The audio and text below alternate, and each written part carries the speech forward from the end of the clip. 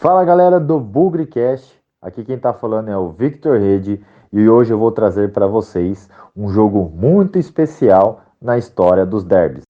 BugriCast, o podcast da torcida bugrina.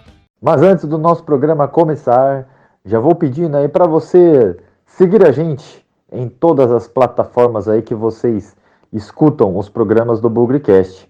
Se você tá no YouTube, já peço para você deixar o like aí embaixo, se inscrever no nosso canal. Se você estiver no Deezer, no Apple Podcast, no Spotify, procure aí alguma opção de seguir, porque assim vocês seguindo o BugriCast, vocês vão estar ajudando a gente a crescer cada vez mais nessas plataformas que divulgam o trabalho aqui do BugriCast.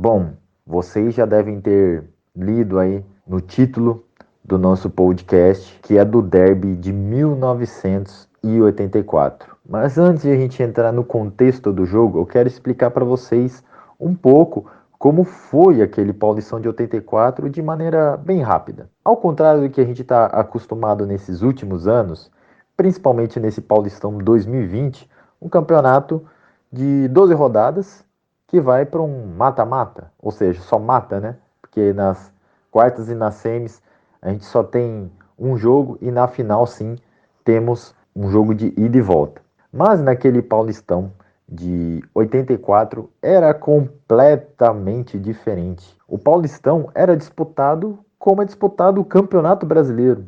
20 equipes, turno e retorno. Isso mesmo, gente.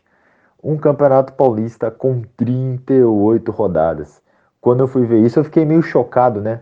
Nós que estamos acostumados aí, nós que acompanhamos futebol dos anos 90 em diante, específico no meu caso, fiquei assustado quando eu vi esse Paulistão de 38 rodadas, né? Com um turno e retorno.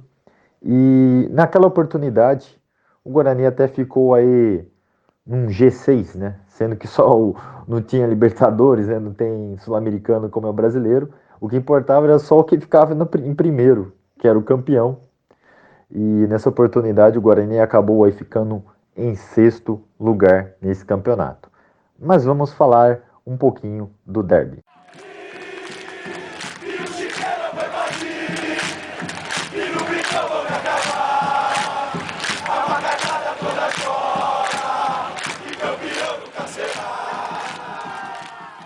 Bom, chegando agora ao derby, esse jogo que foi disputado na 13ª rodada do segundo turno, ou seja, a 32ª rodada no geral, e ela foi realizada no dia 4 de novembro, no Brinco de Ouro, numa tarde de domingo. E esse jogo marcaria o início de um dos grandes craques que vestiria o manto bugrino. Eu estou falando do craque Neto. O Neto, que nesse jogo ele marcou 2 gols.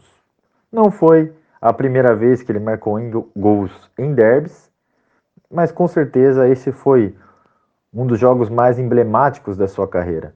Muito pelo fato de ele ter apenas 18 anos. É isso mesmo, gente. Vocês imaginam hoje um garoto aí de 18 anos marcando gols decisivos num derby.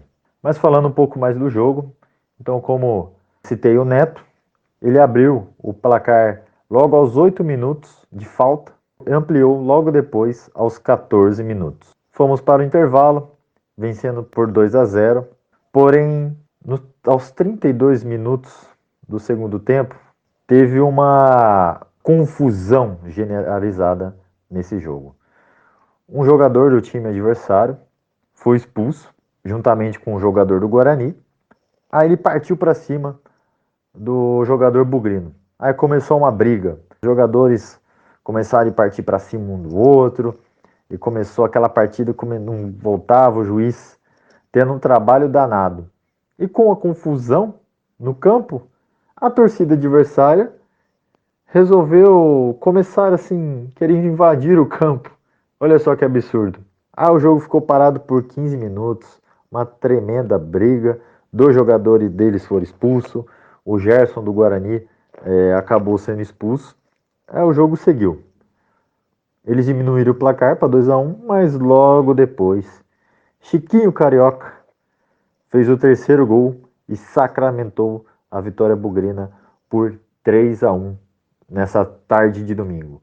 Uma vitória onde marcou aí, como eu disse, a vida do Neto com o manto bugrino, seu início de carreira no Guarani, por esse placar tão emblemático que é o do 3-1, né?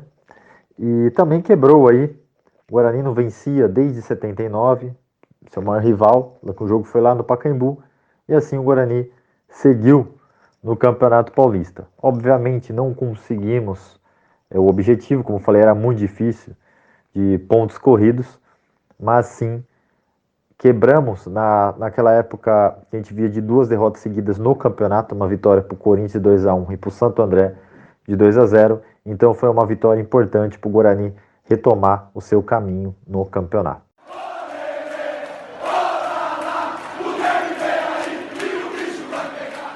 Eu espero que vocês tenham gostado. Um grande abraço e até a próxima.